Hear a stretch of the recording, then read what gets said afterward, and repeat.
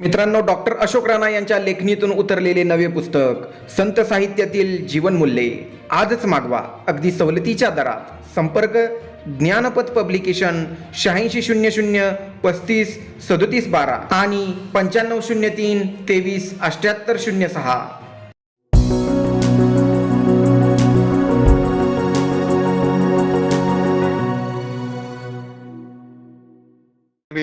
आज आपण मराठी दर्शन वर संत गाडगे बाबा या विषयावर माहिती पाहणार आहोत. मी आहे डॉक्टर अशोक राणा. आपण यापूर्वी संत गाडगे बाबा अमरावती विद्यापीठाच्या मराठीच्या अभ्यासक्रमासाठी नेमलेलं जे माझं पुस्तक आहे त्यावर चर्चा करीत होतो. संत साहित्यातील जीवनमूल्ये हे ज्ञानपथ प्रकाशन जे अमरावतीचं आहे आणि नागपूरला त्यांची शाखा आहे, त्यांच्या वतीने हे प्रकाशित झालं आणि यावर्षी त्यावर परीक्षा झाली. या पुस्तकात जे जे काही विषय चर्चिले गेले आहेत, जे काही प्रकरण आहेत त्यावर आपण आतापर्यंत चर्चा केली आहे. सुरुवातीला अगदी आपण जे संत साहित्य आहे आपल्या महाराष्ट्रात मध्ययुगीन मराठी संत त्यावर एक भाग घेतला होता. त्यानंतर संत कवयित्री आणि मग मुस्लिम संत जे वारकरी संत संप्रदायामध्ये मुस्लिम संतांनी जे फार मोठे योगदान दिलं त्यावर एक भाग पाहिला होता. नंतर आपण सेवालाल संत सेवालाल यांच्याविषयी माहिती पाहिली. या पुस्तकामध्ये अगदी सुरुवातीला महात्मा बसवण्णावर एक लेख आहे, नंतर आहे महात्मा चक्रधरांवर. या दोन्ही संतांवर आपण यापूर्वी काही भाग पाहिले असल्यामुळं या मालिकेत काही ते घेतले नाही, कारण ती चर्चा झालेली आहे. तसं संत गाडगेबाबांवरही यापूर्वी आपण एक भाग पाहिला होता गेल्या वर्षी, पण आता हे पुस्तक अलीकडेच प्रकाशित झालं गेल्या 2-3 महिन्यापूर्वी आणि त्यामुळे मग लोकांपर्यंत ते गेलं, आता पोचतं आहे. महाराष्ट्रभर ते पोचतंय, कारण ॲमेझॉन ह्या मोठ्या पुस्तक विकणाऱ्या कंपनीने ते विकायला घेतलेलं आहे. अनेक साईट्स आहेत त्यावर सुद्धा ते उपलब्ध आहेत, आपण ते मागवू शकता. तर यात 2 सत्र आहेत. या 2 सत्र असतात, अलीकडे सत्र पद्धती असल्यामुळे पहिल्या सत्रामध्ये आपण हे जे आहे महात्मा बसवण्णा, महात्मा चक्रधर, मध्ययुगीन मराठी संत, संत कवयित्री, मुस्लिम संत असे 5 जे प्रकरण आहेत त्या 5 प्रकरणावर आपण चर्चा केली आहे, ती आता आटोपली आहे. आता दुसरं सत्र सुरू झालेलं आहे विद्यापीठाचं आणि त्यामध्ये पहिलं जे प्रकरण आहे या पुस्तकाचं ते संत सेवालाल यांच्यावर आहे. आणि सेवालाल महाराजांवर फार कमी माहिती मराठीमध्ये उपलब्ध आहेत. फार मोठे क्रांतिकारक संत ते होते, 200 वर्षापूर्वी होऊन गेले. त्यांच्यानंतर महाराष्ट्रामध्ये होऊन गेलेले मोठे संत म्हणजे संत गाडगेबाबा. संत गाडगेबाबा यांचा परिचय आपल्याला आहे, नाही असं नाही. महाराष्ट्रभर त्यांचे पुतळे आहेत, त्यांना मानणारा वर्ग आहे, त्यांच्या नावाने काही संघटना आहेत. अमरावतीला त्यांच्या समाधीसाठी दर्शनात लोक जात असतात, त्या ठिकाणी समाधी आहे. तर अशा संत गाडगेबाबांचं एकंदर आयुष्य कसं होतं, त्यांचं लहानपण कसं गेलं, पुढे जे खडतर जीवन त्यांच्या वाट्याला आलं ते त्यांनी स्वीकारलं होतं, ते काही कोणी लादलं नव्हतं.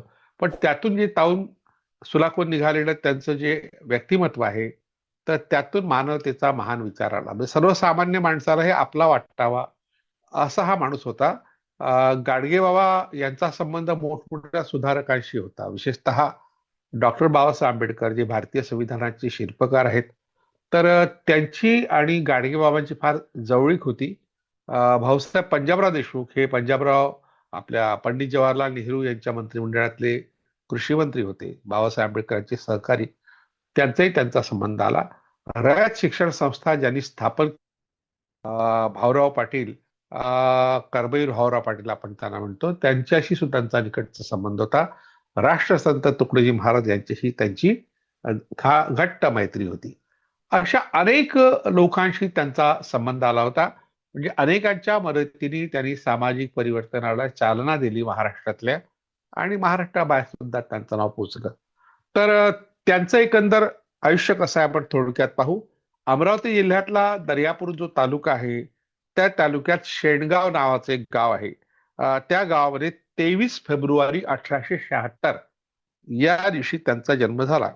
त्यांचं जे बालपणीचं नावाचं डेबू होतं, ते डेबू का पडलं त्याबद्दल अशी माहिती सांगतात की ते गोरे गोमटे होते, पाहायला सुंदरच होते, पण पोट त्यांचं मोठं होतं आणि मोठ्या पोटाच्या व्यक्तीला ढेबऱ्या, ढेबू असं म्हणण्याची एक पद्धत आहे. गमतीने कोणीतरी ते म्हटलं असेल आणि ते नाव पुढे रूढ झालं. अतिशय बाळसेदार असं ते त्यांचं बालपण होतं. तर त्यांच्या आईचं नाव सखुबाई आणि वडिलांचं नाव झिंगराजी जानोरकर. झिंगराजी हे जे होते व्यसनी होते आणि त्या व्यसनामुळे त्यांच्यावर खूप कर्ज झालं होतं. कर्जबाजारी ते होते आणि शेवटी त्यांना कुष्ठरोग झाला. त्यामुळे घरचे लोक त्यांना टाळू लागले, नातलग टाळायला लागले. त्यामुळे त्यांनी हे जे गाव त्यांचं होतं शेणगाव ते सोडलं. तर जाताना डेबू लहान होता, 8 वर्षाचा असताना झिंगराजी मरण पावले आणि मरताना झिंगराजींनी डेबूला जी माहिती दिली ती फार महत्वाची आहे. ती अशी की अ, त्या ठिकाणी नदी आहे आणि त्या नदीमध्ये बारमाही नदी नाही आहे. मी असे 4-5 वर्षापूर्वी त्या गावात गेलो होतो डेबूजींचं गाव पाहायला. त्या ज्या ज्या ठिकाणी गाडगे बाबांनी कार्य केलं ती सगळी गावं पाहायचं मी ठरवलं होतं. त्यात अनेक गावं पाहिली. त्यामागचा उद्देश असा होता की साहित्य अकादमी ही भारताची एक मूर्धन्य संस्था आहे, साहित्य संस्था. तिच्या वतीने मला गाडगे बाबांचं चरित्र लिहायला सांगितलं होतं. मराठी साहित्यामध्ये काय योगदान त्यांचं आहे किंवा भारतीय साहित्यामध्ये काय योगदान आहे, अशा प्रकारचा भारतीय साहित्याची शिल्पकार अशी एक मालिका आहे. आणि मग त्या पुस्तकाचं भारतातल्या 24 भाषांमध्ये भाषांतर होईल असं त्यांनी मला सांगितलं. मला खूप आनंद झाला. एक मोठी उपलब्धी माझ्यासाठी ती होती. 2-3 वर्षापूर्वी, बहुतेक 2 वर्षांपूर्वी ते पुस्तक प्रकाशित झालं. त्याच्या 2 वर्ष आधी लिहिलं होतं करोना काळामध्ये आणि नंतर थोडंसं शिथिलता आली करोनाची. त्यानंतर मी त्या भागात गेलो होतो. तर तिथे जी नदी आहे तिचा उल्लेख यासाठी केला की जेव्हा मरताना मग जे वडील होते झिंगराजी जानोरकर ते गाडगेबाबाला म्हणाले की तू या देवाच्या भानगडीत पडू नको आणि ह्या देवाच्या पूजा बिजा केल्याने कोणाचं काही भलं होणार नाही. म्हणून त्यांनी त्या नदीमध्ये भुलेसरी नदी या नदीमध्ये हे सगळे देव ते फेकून दे असं म्हटलं.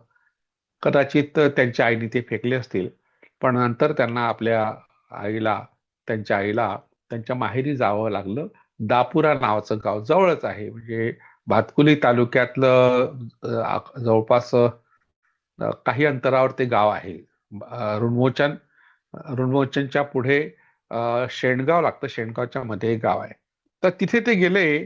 तर तिथून जवळ असलेल्या ऋणमोचन ह्या गावी ते शिवमंदिरात गोपाळकाला म्हणजे सहभोजनाचा कार्यक्रम ते घडून आणत होते. लहानपणापासूनच त्यांना अशा तऱ्हेने सामाजिक कार्याची आवड होती.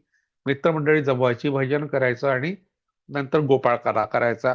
त्या जातीपातीचा काही भेद त्यांच्या डोक्यात नव्हता. खरं म्हटलं म्हणजे लहानपणी कुणाच्याच मनात तो नसतो. आईवडील टाकतात तेव्हा तो जातो किंवा मग शेजार पाजारचे लोक असतील, मित्रमंडळी असतील किंवा शिक्षक सुद्धा, या सगळ्यांच्यामुळे जातीची जाणीव जे होते बालपणी आपल्याला, या सगळ्या लोकांच्या अज्ञानाचं ते फलित आहे किंवा त्यांच्या डोक्यात जी जात आहे तिचं ते फलित आहे.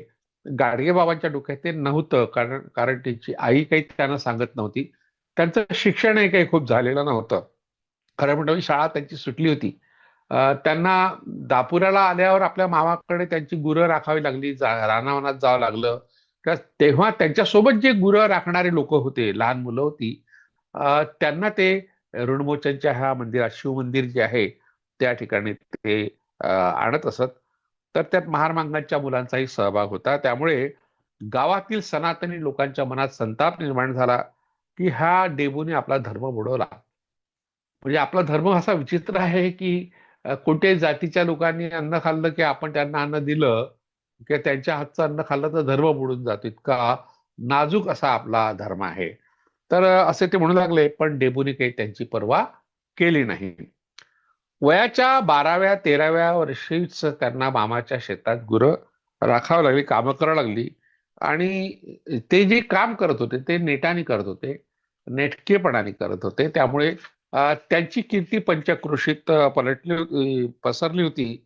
त्यामुळे वयाच्या 16व्या वर्षी त्यांचा विवाह कमालपूर येथील धनाजी खल्लारकर यांची कन्या कुंताबाईशी झाला. हे जवळच आहे, हे गाव सुद्धा कमालपूर जवळ आहे, त्याच परिसरात आहे.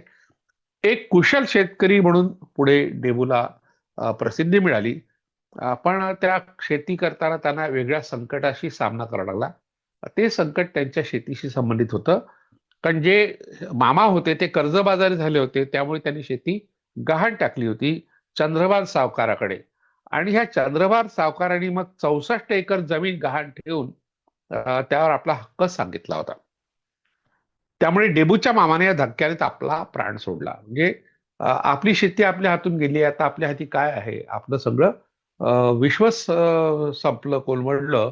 या भीतीने त्यांच्या मामाने प्राण सोडला. या गोष्टीचा डेबूवर खूप परिणाम झाला. आणि संतापाने मग त्यांनी ठरवलं की ही शेती कपटानी सावकारांनी बळकावली आहे, ती त्याच्या हातून घ्यायची. सावकारांनी शेवटी मग त्याला 15 एकर जमीन परत केली. चला, एका व्यक्तीला, एका कुटुंबाला जगण्याकरता ही आवश्यक आहे. या जमिनीवर त्यांच्या कुटुंबाची गुजराण होऊ लागली. हा मोठा संघर्ष आहे. साहित्य अकादमीसाठी लिहिलेल्या माझ्या पुस्तकात थोडासा विस्ताराने केलाय, तरीही आणखी विस्ताराने तो सांगता येतो. अनायासे यावर देवकी नंदन गोपाला नावाचा एक चित्रपट, जे अकोल्याचे डॅडी देशमुख होते, प्राचार्य शिवाजी कॉलेजचे, त्यांनी हा चित्रपट काढला. डॉक्टर श्रीराम लागू यांनी गाडगेबाबांची भूमिका त्यात केली होती. भीमसेन जोशींचं त्यात गाणं आहे. ग. दी. माडगूळकरांनी लिहिलेलं गाणं आहे. अनेक गोष्टी त्यात आहे, अभंग आहेत. आणि हे बर्लिन महोत्सव जेव्हा झाला, फिल्म फेस्टिवल, तेव्हा त्या ठिकाणी तो चित्रपट दाखवण्यात आला. आणि सगळ्यांनी कौतुक केलं, इतक्या मोठ्या प्रमाणात लोक आले आहेत आणि कोणीही गडबड गोंधळ करीत नाहीत. म्हणून जास्तीत जास्त समूहाचं चित्रण करणारा एकमेव चित्रपट जगातला म्हणून त्याला सन्मान मिळाला होता. ती आठवण यासाठी सांगितली की गाडगेबाबांचं आकर्षण अनेकांनाच आहे. पुढे मग डेबू नावाचा एक चित्रपट निघाला, डॉक्टर विठ्ठल वाघ यांची कादंबरी त्या विषयाची आहे. तर अशा तऱ्हेने अनेकांना त्यांच्यावर चित्रपट लिहावेसे वाटले, अनेकांना नाटक लिहावेसे वाटले. असं हे व्यक्तिमत्व, कारण त्यांचं आयुष्यच नाट्यमय संघर्षशील असं झालं होतं. तर त्या पुढच्या काळात ते ज्या समाजात जन्मले होते, तो परीट समाज, धोबी ज्याला म्हणतात, किंवा हिंदी भाषिक प्रदेशात त्याला रजक म्हणतात. तर हा जो समाज आहे तो त्या काळामध्ये अंधश्रद्धेच्या गर्तेत खितपत पडला होता. अनेक व्यसनं त्या समाजामध्ये होती. काही वाईट प्रथा परंपरा होत्या. त्या वाईट प्रथा परंपरा नष्ट व्हाव्या यासाठी गाडगेबाबांनी परिटांची एक संघटना काढली.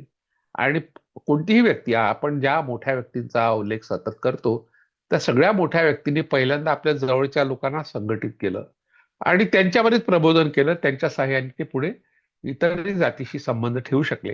हे एक वास्तव आहे, जातीचं एक वास्तव आहे. हे जातीचे जे काही फायदे आहेत, ते त्यातला हा एक फायदा आहे की लोक जातीच्या नावाने एकत्र येतात, एकमेकाला आपल्या व्यथा, वेदना, संकट वगैरे काय असं अडचणी सांगतात आणि त्या दूर करण्याचा प्रयत्न सुद्धा करतात. असा एक समूह असतो.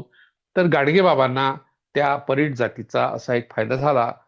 तर पुढे त्यांना असं वाटलं की अनेक अशा घटना घडल्या आयुष्यात की त्यांना अध्यात्माकडे वळावशी इच्छा झाली. आणि अध्यात्माकडे वळणारी माणसं काय करतात, ज्यांना अध्यात्म वगैरेचं आकर्षण असतं, ते गुरुच्या शोधात असतात. तर त्यांनाही वाटलं की आपल्याला एक गुरु असावा. म्हणून एका दौलतगिरी गोसावी नावाच्या एका बुवाला आपण गुरु करावं असं त्यांना वाटलं. ते खूप प्रसिद्ध होते त्या काळात. तर त्यांचे दर्शन घ्यायला देहू जेव्हा गेला, मी गाडगेबाबा नाव त्यांना मिळायचं होतं, तेव्हा असं त्यांना कळलं की त्याला दारू पाजल्याशिवाय, दारूची बॉटल त्यांना नेऊन दिल्याशिवाय ते काही गुरुमंत्र देत नाही. त्यांना आश्चर्य वाटलं की आपण लोकांची व्यसनं नाहीशी करण्याचा प्रयत्न करतोय आणि हा गुरु स्वतःच दारू मागतो. त्यांनी नकार दिला की असा गुरु मला नको आहे. तो व्यसनाला प्रोत्साहन देतो, तो गुरु मला नको आहे. आणि ते परत गेले. मग ते पंढरपुरात गेले. म्हणजे मधला अतिशय खडतर असा होता. त्यांना घर सोडावं लागलं आणि घर सोडून पहिल्यांदा ते पंढरपूरला गेले. कारण विठोबाबद्दलचं आकर्षण महाराष्ट्रातल्या सर्वच लोकांना आहे, महाराष्ट्राबाहेरच्याही लोकांना आहे. आणि एक आस्था असते की या ठिकाणी आपल्याला आधार मिळेल. आपली दुःख, आपल्या अडचणी, आपल्या व्यथा, आपल्या वेदना हा पंढरी राया ऐकून घेईल, या श्रद्धेने त्या ठिकाणी ते गेले. आणि त्यांनी मग तिथे पाहिलं की आषाढी एकादशीच्या वेळेस ते गेले होते, तेव्हा सारे पंढरपूर फुलून गेलं होतं. आषाढी एकादशी पंढरपूरच्या आयुष्यात आणि वारकऱ्यांच्या आयुष्यात फार मोठी एकादशी आहे. मोठ्या प्रमाणात तिथे जनसमुदाय जमतो. अनेक पालख्या येतात, दिंड्या येतात आणि वारी करणारे वारकरी सुद्धा येतात.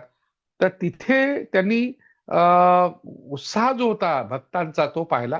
दुसरीकडे काही भुरटे चोर मात्र त्या भक्तांच्या वस्तू चोरत होते. त्यांनी पाहिलं, अरे जरी ते वारी आहे, वारकरी आहे, विठोबा आहे, पंढरपूर हे फार महत्वाचं स्थळ आहे, या ठिकाणी चोर कशाला येतात? म्हणजे चोरी करणारा एक वर्ग यात्रेत असतो हे भान त्यांना आलं. म्हणजे काही लोक भक्तीमध्ये रममाण होते, तर काही लोक त्यांचे खिसे रिकामी करण्यात रममाण होते. व्यापारी आणि पुजारी लोक सुद्धा अशा तऱ्हेने सर्वसाधारण भाविकांची लूट करीत होते हे त्यांनी पाहिलं. म्हणून धनिकांना सहज भेट होती विठोबारायाची.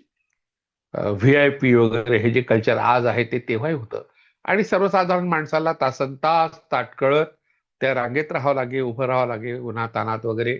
आता तो काळ पावसाळ्याचा जरी असला तरी कडक ऊन असू शकतं एखाद्या वेळेस. आणि आता ज्या सुविधा आहेत तेव्हा काही पंढरपुरात नव्हत्या. तेव्हा त्यांना वाटलं की देवाच्या पुढेही अशा प्रकारचा भेदभाव आहे. आणि मग त्यांनी स्वतः गेले तिथे पंढरपूरच्या विठोबाच्या चरणावर डोकं ठेवायला. तेव्हा तिथल्या बडव्यांनी त्यांची मानगूट पकडली आणि जबरदस्तीने त्यांना बाहेर काढलं. त्यांना आश्चर्य वाटलं की लोक भक्ती व्यक्त करण्याकरता येतात, आपल्या ईश्वराबद्दल, आपल्या देवाबद्दल श्रद्धा व्यक्त करण्याकरता येतात. इथे बडवे मात्र त्यांची गचांडी पकडतात. अशा तऱ्हेचा हा प्रकार, पण पुढे काही ते पंढरपूरच्या त्या विठोबाच्या मंदिरात गेले नाही. म्हणजे पंढरपूरला खूपदा गेले, पण विठोबाचं दर्शन घ्यायची त्यांची इच्छा झाली नाही. त्यांना विठोबा दिसला तो जनसामान्यांमध्ये, गोरगरिबांमध्ये, कुष्ठरोग्यांमध्ये, आजाऱ्यांमध्ये, अशा सर्व प्रकारच्या लोकांची सेवा केली तर तीच आपल्या विठोबाची सेवा आहे, असं त्यांचं मत झालं. आणि मग पुढे मात्र ते लोकांचं प्रबोधन करण्याच्या कामात लागले. तिथून जे परत आले, भातकुली हे त्यांचं गाव, भातकुली जवळचं ऋणमोचन हे गाव, त्यांचं गाव तर दापुरा होतं, मामाचं गाव ते जवळ त्या ऋणमोचन पासून. तर तिथून सहजपणे येणं जाणं होऊ शकत असे. तर तिथे पौष महिन्यात एक मोठी यात्रा आजही भरते. 1905 त्या यात्रेला देबूजी आपल्या कुटुंबासह आला होता. तिथे भाविकांची होणारी गैरसोय पाहून त्यांना त्यांची सेवा करायचा निर्णय घेतला. आपलं बिराड सोडून त्यांना अंगावर फाटके कपडे घातले व एका हातात गाडगे तर दुसऱ्या हातात काठी घेऊन तो निघाला. लोकांच्या सेवेत मग्न झालेला डेबोजी आता गाडगे बाबा या नावाने ओळखला जाऊ लागला. त्याच्या लोकसेवेच्या कार्यात लोकांचाही सहभाग वाढू लागला. गावोगावी फिरून गाडगे बाबांनी कीर्तनं सुरू केली. अंगावर फाटक्या कपड्यांची ठिगळं लावलेले कपडे आणि चिंध्या पाहून कुणी त्याला चिंदे बाबा, कुणी गोधडे बाबा, तर कोणी गाडगे बाबा म्हणायला लागले.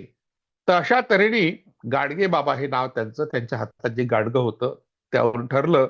आणि कोणत्याही गावात ते गेले की पहिल्यांदा अख्ख्या गावातली धूळ स्वच्छ करीत असत आणि मग त्या गावात कीर्तन करीत असत. त्यांची एक कीर्तनाची वेगळी पद्धत होती. आता हे कीर्तनाचं जे त्यांची पद्धत होती थोडी वेगळी होती, पण वारकरी आज जे कीर्तन करतात मृदंग असतं, टाळ असतात, वीणा असते, ह्या सगळ्या गोष्टी असतात.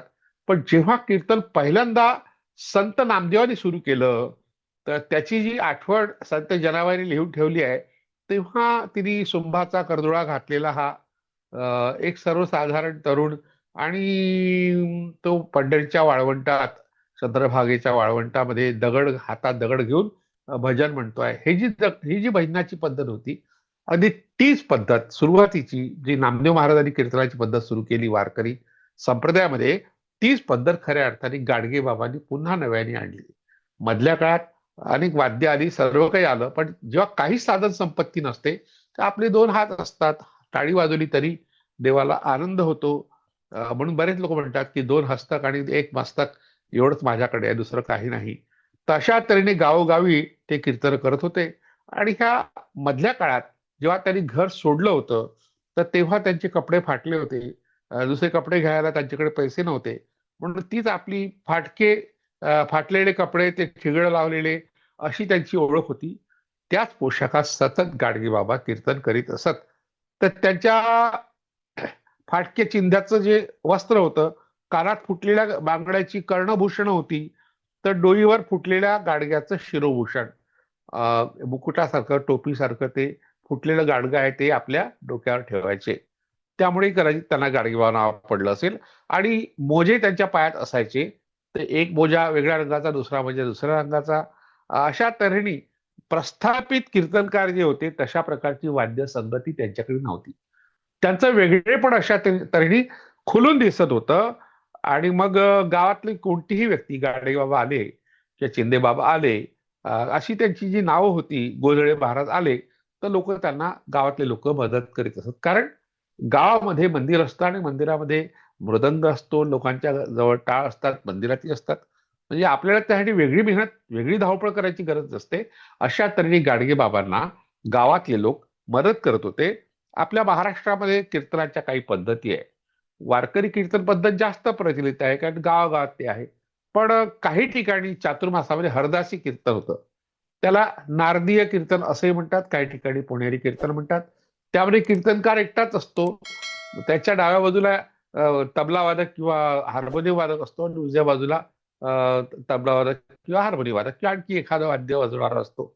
अशा तऱ्हेने हरदासी कीर्तन जे आहे ते एकट्या व्यक्तीवर अवलंबून असते. कारण वारकरी कीर्तनात सर्वांचा समान सहभाग असतो. हे एक वारकरी कीर्तनाचं वैशिष्ट्य आहे. हरदासी कीर्तनातला आणखी उपप्रकार म्हणजे रामदासी कीर्तन. त्यात भगवे वस्त्र घालून तो कीर्तनकार कीर्तन करतो आणि मग रामदासांच्या ज्या काही श्लोक असतील किंवा ओव्या असतील किंवा पद असतील ते गातो आणि त्यातून मग रामाच्या नामाचा जप करतो वगैरे वगैरे.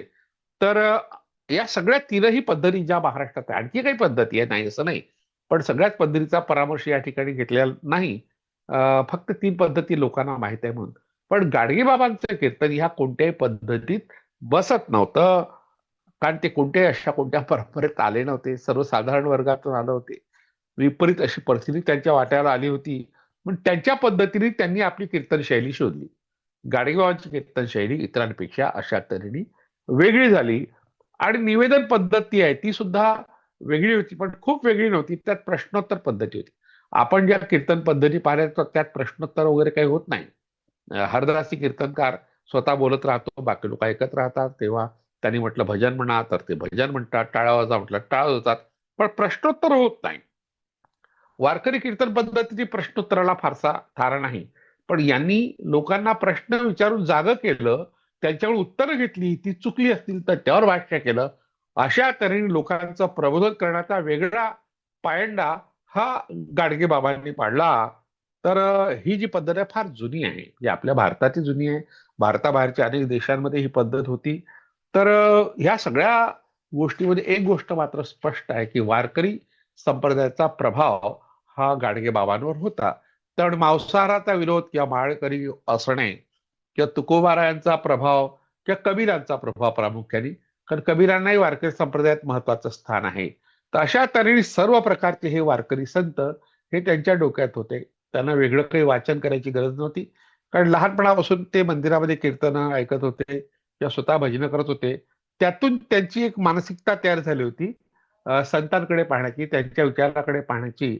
आणि त्यातून एक गोष्ट त्यांना कळली की मंदिरात काही देव नाही, तर लोकांची सेवा करा, दीनदुबळ्यांची सेवा करा, म्हणजेच खऱ्या अर्थाने ईश्वर सेवा आहे. असं ते उपदेश आपल्या कीर्तनातून करीत असत. त्यामुळे त्याची मांडणी वारकरी कीर्तनापेक्षा सुद्धा वेगळी होती. पण वारकरी परंपरेत जे समतेचं तत्व आहे ते खऱ्या अर्थाने प्रत्यक्षात आणलं ते गाडगेबाबांनी. त्यांचं जे अखेरचं कीर्तन म्हणून प्रचलित आहे, बरेचदा लोक सांगतात त्यांच्याविषयी. अखेरचं कीर्तन हे मुंबईच्या त्या बांद्र्याच्या पोलीस स्टेशनला झालं. आणि ते कीर्तन जेव्हा केलं तेव्हा त्यावेळेस एक पारशी व्यापारी अनायसे कीर्तन ऐकायला आला होता. त्याच्याकडे टेप रेकॉर्डर होता आणि त्यांनी ते रेकॉर्ड केलं. त्यामुळे आपल्याला त्यांच्या आवाजातले कीर्तन आज ऐकायला मिळतं. त्या कीर्तनातून मग त्यांचा विचार आपल्याला कळला, म्हणजे ते कशा तऱ्हेने विचार मांडत असत. जसं त्यात त्यांनी म्हटलं होतं की बा सत्यनारायणाची पूजा ही काही देवाची पूजा नाही, हे लोभी लोक करतात. आणि सत्यनारायणाच्या पूजेने समजा बुडालेला नवरा त्या कलावतीचा किंवा लीलावतीचा दोघींचेही नवरे मरण पावले, सासरे आणि जावई, तर ते जर वर येत असतील तर त्या काळात एक मद्रास बंदरावर रामदास बोट बुडाली होती. लाखोचा ऐवज त्यात होता. तर ते म्हणाले भटजींना बोलवा, एक लाईन लावा समुद्राच्या काठावर. 1 रुपया कशाला, तेव्हा 1 रुपया मोठी गोष्ट होती, 1.25 रुपया दक्षिणा. 1 कोटी रुपये द्या, नाव येते काय वर. लोक म्हणायचे नाही. मग तेवढे भैताड बेडले हो, जर अशा तरी नाव येत नाही, तुम्हाला माहित आहे वर समुद्रात बुडालेली, तर कशाला सत्यनारायण करता? सत्यनारायण ही देवाची भक्ती नाही. अशा तऱ्हेचा विचार त्यांनी मांडला त्या कीर्तनातून. ईश्वराबद्दल जसं ते म्हणतात की हवा, वायू, पृथ्वीभर आहे, तसा देवही सगळीकडेच आहे. मग मंदिरात त्याला शोधायची काय गरज आहे? किंवा ज्या अंधश्रद्धा आहेत त्या गरीबातच काय, श्रीमंतात का नाही, याबद्दलही त्यांनी जे प्रबोधन केलं आहे ते फार महत्वाचं आहे. विशिष्ट जातीतच आहे, बाकी जातीत का नाही? उच्च मानल्या गेलेल्या जातीत हे देव अंगात येणं वगैरे हा प्रकार का नाही? म्हणजे अशा तऱ्हेने या अंधश्रद्धाकडे पाहण्याचा सामाजिक आणि सांस्कृतिक दृष्टिकोन आणि आर्थिक सुद्धा हा त्यांनी सहजपणे आपल्या कीर्तनातून मांडला. त्यातून गाडगेबाबांच्या कीर्तनाची पद्धत आपल्याला कळली. त्या कीर्तनाला अखेरचं कीर्तन असं म्हणण्यात येतं. पण ते अखेरचं कीर्तन नाही. हे जे अखेरचं कीर्तन म्हणून म्हणतात ते 8 नोव्हेंबर 1956 रोजी झालं. आणि त्यानंतर 14 नोव्हेंबर रोजी पंढरपुरात त्यांचं जे कीर्तन झालं ते त्यांचं अखेरचं कीर्तन. तर त्यांचं जे कीर्तन होतं त्या कीर्तनात बुद्धाची करुणा होती, तुकोबारायांचा परखडपणा होता आणि कबीराचा बिनतोड युक्तिवाद याचं दर्शन आपल्याला होतं. तर महाराष्ट्राच्या इतर विभागापेक्षा विदर्भातील वारकरी संप्रदायाचं स्वरूपही वेगळं आहे, कारण त्यावर गाडगेबाबांचा आणि राष्ट्रसंत तुकडोजी महाराज यांचा प्रभाव आहे. अंधश्रद्धा निर्मूलन चळवळीचा प्रारंभ विदर्भात का झाला? त्याला कारण गाडगेबाबांची प्रेरणा.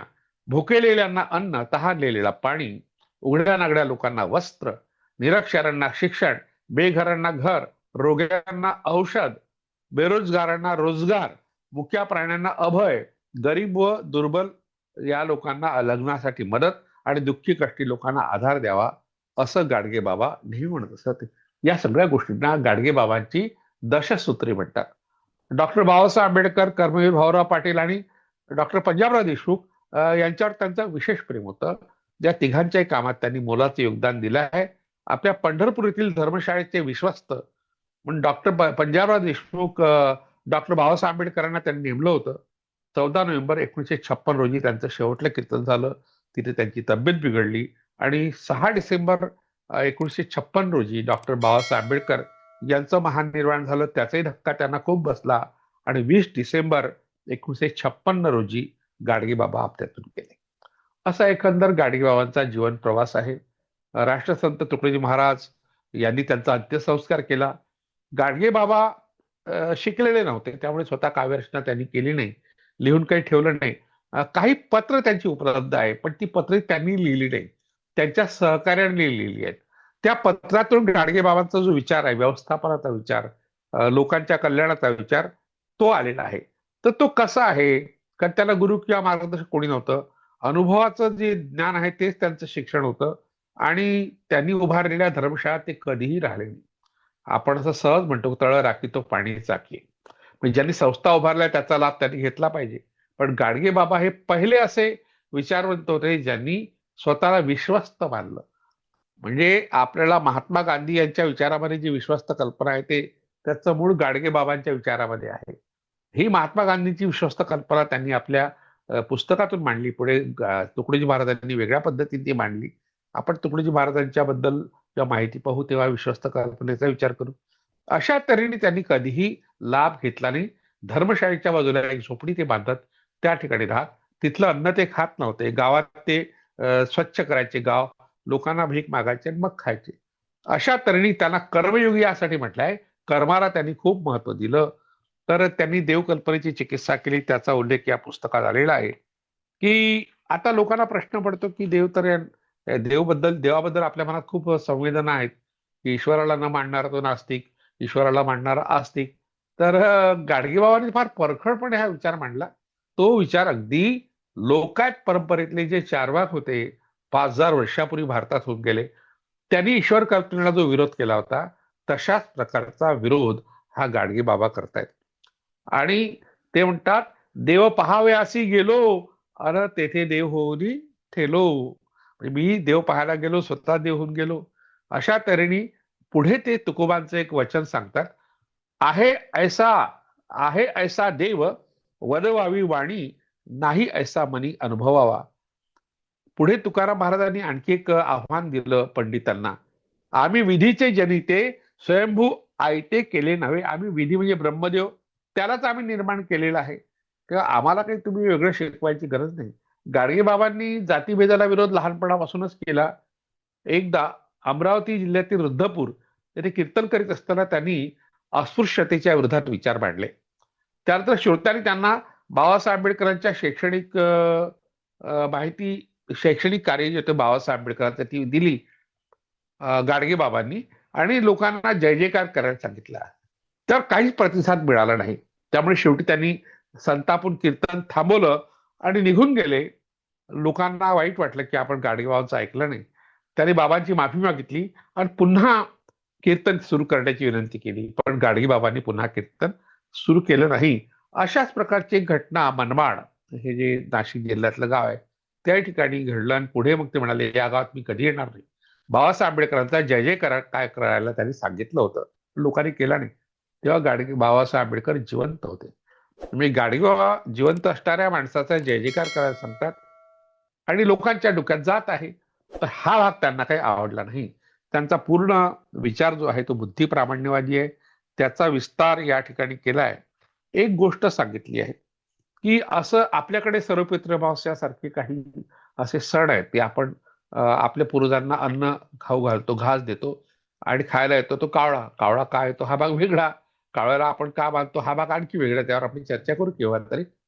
पण गाडगेबाबा म्हणतात, जर समजा तुमच्या पूर्वजांचा हा जो दिवस आहे सर्वपितृ अमावस्या, या दिवशी तुमच्या पूर्वजांना घास जात असेल, तर एका ठिकाणी एक व्यक्ती काम करते आहे शेतामध्ये किंवा वाडीमध्ये, आणि मग त्याला भाकर नेऊन द्यायची असेल, तर ती भाकर इथे ठेवा जागेवर आणि म्हणा देवाला किंवा तुमच्या कोणत्या ईश्वराला की हे भाकर तिथे पोचून दे. जाईल का? नाही जात ना. अशा तऱ्हेने म्हणजे जे लोक मृत झाले आहेत, मरण पावले आहेत, त्यांना काही आपण देऊ शकत नाही. अशा तऱ्हेचा विचार अनेक ज्या अंधश्रद्धा, दगडाची पूजा करणं वगैरे वगैरे, त्यालाही त्यांनी विरोध केला. धर्माविषयी त्यांची मतं फार वेगळी होती आणि ते लोकांना उपचार करणे किंवा लोकांची सेवा करणे याला धर्म मानत होते. तर पंचवटी या स्थानाशी एक कथा निगडित आहे. तर तिथे काही कर्मकांड होतात, अंत्यसंस्कार होतात. तर तिथे गाडगेबाबांचं कीर्तन झालं नाशिकला. आता नाशिक चर्चेत आहे सध्या. तर ते म्हणाले की बाप हो, माणूस मेला म्हणजे मेला. तुम्ही काही केलं तरी तो परत येत नाही. तुम्ही त्याचे हाड गंगेत फेकले काय, गटारात टाकले काय, काही फरक पडत नाही. म्हणजे अशा तऱ्हेने मेल्यानंतर माणसाचं काहीही शिल्लक राहत नाही. मृत्यूनंतरचे जे जीवन आहे ते जीवन कोणी पाहिलं नाही. जे पाहिलं नाही त्यावर चर्चा कशाला करायची, जे पाहिलं नाही त्यावर विश्वास कसा काय ठेवायचा. पुढे ते म्हणतात, हाडूक म्हणजे मेलेला माणूस नाही. हे वास्तव बाबांनी या कीर्तनात मांडलं. आणि जेथे जेथे लोक आपल्या आई वडिलांचे अस्थि विसर्जन करण्यासाठी मोठ्या श्रद्धेने जातात, त्या ठिकाणी म्हणजे नाशिकला सांगितलं ते रामकुंडावर अस्थि विसर्जन करतात. तो सोहळा असतो पाहण्यासारखा, विकृत असतो, पण पाहायला हरकत नाही. म्हणजे किती मूर्खपणा आपण जाहीर करतो. पण गाडगे बाबांनी ही गोष्ट समजा 70-80 वर्षापूर्वी सांगितली असेल आणि अजूनही आपल्याला त्याचा आशय समजला नसेल, तर कोण मोठा आणि कोण लहान हे आपणच ठरवायचं. तर पुढे ते असं म्हणाले, धर्माच्या नावाने पोटं भरणाऱ्या भिक्षुकांबद्दल ते बोलतात. आता कुंभमेळा वर्षभरात येईलच, तेव्हा अनेक प्रसंग आपल्याला पाहायला मिळतील. हे भट भिक्षुक म्हणतात, लाडू खाऊ घाला का, तर त्यांनी लाडू खाल्ले म्हणजे ते तुमच्या स्वर्गातल्या बापाला भेटतील. तुम्ही त्याच्यावर भरोसा ठेवता, तुमची कमाल आहे. मग आम्ही नदीवर ओंजळवं पाणी घेऊन फेकायला लागलो, एकानं विचारत सांगितलं, बाप्पा माझ्या वावरात पराठी उभी आहे, तिले पाणी देऊन राहिलो. तो विचारते, तू वावर कुठं आहे, तर म्या म्हणलं आहे इथून 10 कोसावर. मग तो हसू लागला. त्याचंही खरंच आहे, इथून 10 कोसावर पाणी मी कसा फेकू शकीन. पण आता हे सांगा की त्या बडव्या भटजीच्या पोटातून लाडू कसे स्वर्गात पोचत असेल. स्वर्ग तर 10 कोसापेक्षा लय दूर आहे. अशा तऱ्हे वऱ्हाडी भाषेमध्ये ते बोलत असत. वऱ्हाडी भाषेतली त्यांची जी वाणी आहे ती अनायासे रेकॉर्ड. आणि त्यांचा जो धर्म होता तो सेवेचा धर्म होता. म्हणून त्यांच्या धर्माबद्दल बोलताना लोक म्हणतात त्यांचा धर्म हा खराट्याचा धर्म होता. हा देवाचा नाही, यज्ञाचा नाही, पूजेचा नाही, व्रताचा नाही, अनुष्ठानाचा नाही, तीर्थयात्रेचा नाही. कोणत्याही प्रकारे कर्म काढण्याचा हा धर्म नव्हता. तर स्वच्छतेचा जो मंत्र आहे तो पहिल्यांदा खऱ्या अर्थाने गाडगेबाबांनी जगाला दिला. आचार्य प्रल्हाद केशव अत्रे यांनी म्हटलंय, स्वच्छतेबद्दल पुढे गाडगेबाबांचा हा विचार महात्मा गांधींनी स्वीकारला आणि स्वतः आचरणात आणला. म्हणजे अप्रत्यक्षपणे महात्मा गांधींनी गाडगेबाबांना गुरु मानलं होतं. त्यांची एकदा भेट झाली होती, सेवाग्रामला भेट झाल्याचा उल्लेख आहे 1935-36च्या दरम्यान. तर तेव्हा गाडगेबाबा फक्त भेटले त्यांना, पुढे काही फारसं बोलणं झालं नाही. पण गाडगेबाबांबद्दल आकर्षण अनेकांना होतं. जसं महात्मा गांधींना होतं, महामना मालवीय यांना होतं. म्हणजे अगदी काशीला गेले असताना मालवीय त्यांना भेटायला आले. अशा तर अनेक लोक त्यांना भेटायला यायचे, पण ते काही स्वतः कुणाला भेटायला जात नव्हते. आपल्या कामात ते राहायचे. भाऊसाहेब पंजाबराव देशमुख जेव्हा कृषी मंत्री झाल्यावर अमरावतीला आले, तेव्हा ते झाडत होते आणि वाट पाहत होते केव्हा पंजाबराव देशमुख येतील. आणि ते पंजाबराव देशमुख गाडीच्या खाली उतरल्यावर गाडगेबाबांनी त्यांच्या पायावर डोकं ठेवलं, की तुम्ही मोठं काम करतायत, गोरगरिबाला शिकवतायत आणि शेतीच्यासाठी काम करतायत. तर म्हणून गाडगेबाबा वयाने मोठे होते, खूप मोठे होते, तरी त्यांनी लहान मोठा हा भेदभाव न करता पंजाबराव देशमुखांचं जे कार्य आहे त्याचा विचार करून त्यांना मदत केली. एकदा बाबासाहेब आंबेडकर मुंबईला असताना त्यांना कळलं की गाडगेबाबा आजारी आहेत, ते तापाने फणफणत आहेत. तेव्हा मग त्यांच्याकरता त्यांनी घोंगडी खरेदी केली आणि गाडगेबाबांना दिली. गाडगेबाबा कुणाकडूनही कोणत्याही प्रकारची भेट घेत नव्हते, पण बाबासाहेब आंबेडकरांवर त्यांचा खूप विश्वास होता आणि आदरही होता, त्यामुळे त्यांनी ती घेतली. एकदा गाडगेबाबांचं कीर्तन ऐकायला बाबासाहेब आंबेडकर गेले. ते कोर्ट यार्ड मार्केट यार्डात गेले, तेव्हा त्यांच्या बाजूला बसलेले एक विद्वान पत्रकार स्वच्छ करायला लागले आणि टॉवेल ठेवून ते बसायला लागले. बाबासाहेब आंबेडकर म्हणाले की हा सगळा परिसर गाडगेबाबांनी स्वच्छ केलाय. तर त्यांनी तो टॉवेल, त्यांचा जो रुमाल आहे, रुमाल ओढून घेतला. अनेक आठवणी गाडगेबाबा आणि बाबासाहेब आंबेडकरांच्या संदर्भातला आहे. म्हणजे अनेकदा बाबासाहेब आंबेडकर गाडगेबाबांचं कीर्तन ऐकायला स्वतःहून जात असत. पंजाबराव देशमुख हे उच्च शिक्षित होते, बाबासाहेब आंबेडकर हे उच्च शिक्षित होते आणि गाडगेबाबा काहीच शिकले नव्हते. मी शिकण्याचा न शिकल्याचा काही संबंध नाही, पण त्यांचं जे कार्य होतं गाडगेबाबांचं, त्यांच्याबद्दल ह्या दोघांनाही आदर होता. कर्मवीर भाऊराव पाटलांनी तर रयत शिक्षण संस्थाच काढली. त्यांच्या शिक्षण संस्थेचं अनुदान जेव्हा तेव्हाच्या मुख्यमंत्र्यांनी बाळासाहेब खेरांनी बंद केलं, तर गाडगेबाबा त्यांच्या घरापाशी गेले आणि म्हणाले, ह्या गोरगरिबांसाठी भाऊराव पाटलांनी शाळा काढली आहे, त्यांना उपाशी मारू नका, त्यांना शिकण्याकरता अनुदान द्या. आणि मग तेव्हाच्या मुंबई प्रांताच्या मुख्यमंत्र्यांनी त्यांचं अनुदान चालू केलं. अशा तऱ्हेने सर्व प्रकारच्या लोकांवर त्यांचा वचक होता, सर्व प्रकारच्या लोकांना त्यांच्याबद्दल आदर होता. म्हणून त्यांना जे अभिप्रेत आहे, त्यांना जे हवं आहे, ते आपल्या पद्धतीने सर्वांकडून करून घेत असत. अशा मोठमोठ्या लोकांशी संबंध गाडगेबाबांचा आला होता. त्यांच्याबद्दलचा हा लेख या पुस्तकात आहे, संत साहित्यातील जीवनमूल्ये.